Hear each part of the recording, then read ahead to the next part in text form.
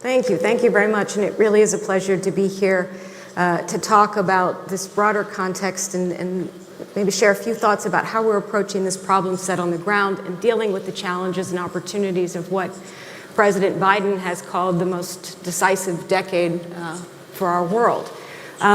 We all know how enormous and important the challenges are that we face. So we have to end the pandemic, we need to address climate change, we need to stand up for human rights and shape the rules of international trade, of cyber, of emerging technologies.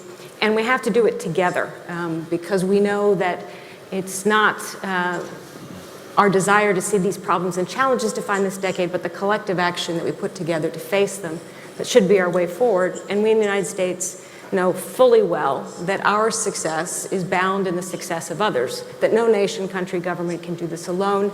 And that's why we're so active on the ground, engaged here in North Macedonia, throughout the Western Balkans regions, and around the globe in what President Biden has called relentless diplomacy. And this idea of relentless diplomacy is already showing success. It was relentless diplomacy that led to the Prespa Agreement, unlocking NATO membership for North Macedonia, but also replacing regional division with regional cooperation. And we're already seeing North Macedonia and Greece reaping the benefits of this kind of cooperation.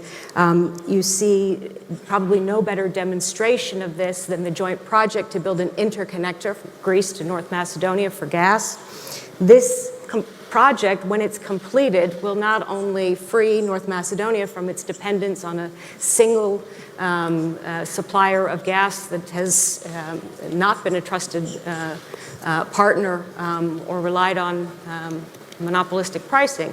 It's going to fundamentally change the picture of energy here in the region. It's going to create and establish a regional, trusted regional security hub, and it's going to open up new cooperation that extends even beyond North Macedonia.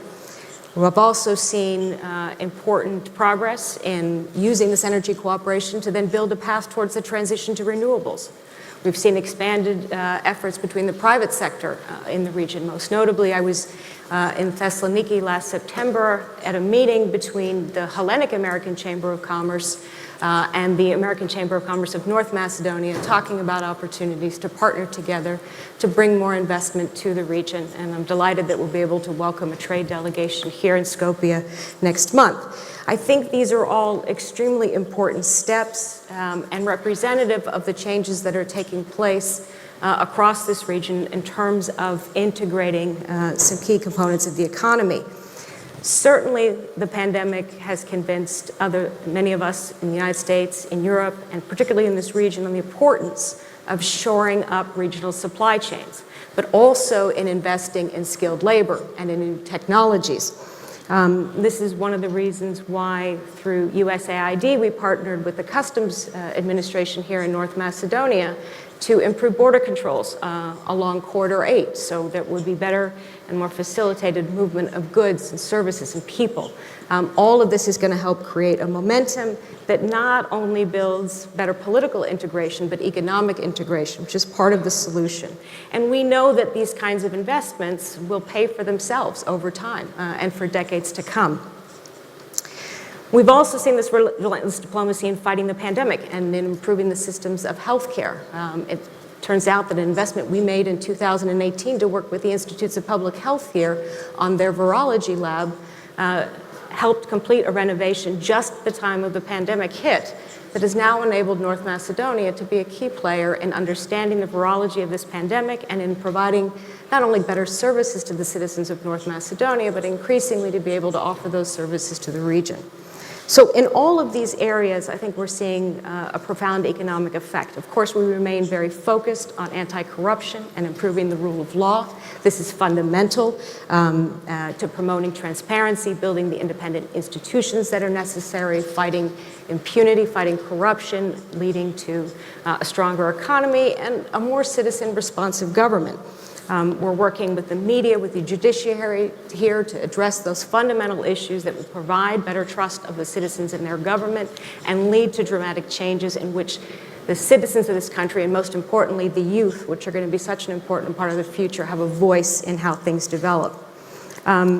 I think it's important as we start to look at the opportunities we've had on the horizons for our defense partnership to recognize that investments we've made in emergency preparedness, in medical response, in environmental awareness can be extended to other parts of our cooperation as well. And last month I was back in Vermont, a state partner of North Macedonia, to talk about how we can transition our defense partnership into new areas of the economy, into investments in telehealth, promoting ecotourism while protecting the environment, and transitioning the traditional ways that we've done diplomacy into much broader areas of national security across all sectors of society.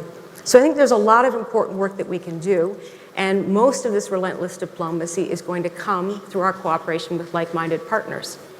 We recently, with the full support of the United States, witnessed an agreement between Estonia and North Macedonia to help develop a legal and instrumental framework here for digitalization.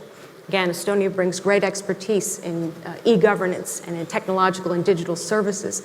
So these kinds of partnerships will help North Macedonia, not only with its future goals of EU membership, but to deliver those kinds of citizen-responsive government that the citizens have demanded for a long period of time. And in this, and in many other areas in which we're working, our partnership with the EU also remains very, very important. Our fundamental goal is to see North Macedonia fully integrated into the European Union, and all of the work that we're doing is intended to help that process, working with our EU and other like-minded partners to help them achieve that long elusive goal. So I will conclude just re-emphasizing the importance of whether we're talking about North Macedonia or our relationship with other countries in the Western Balkans, it really has to be an approach that is based on solidarity, and we're working together to make sure that these challenges that we face now truly become the opportunities that the Western Balkans, and by extension, Europe and its relationship with the United States, can take advantage of. So thank you, Joe.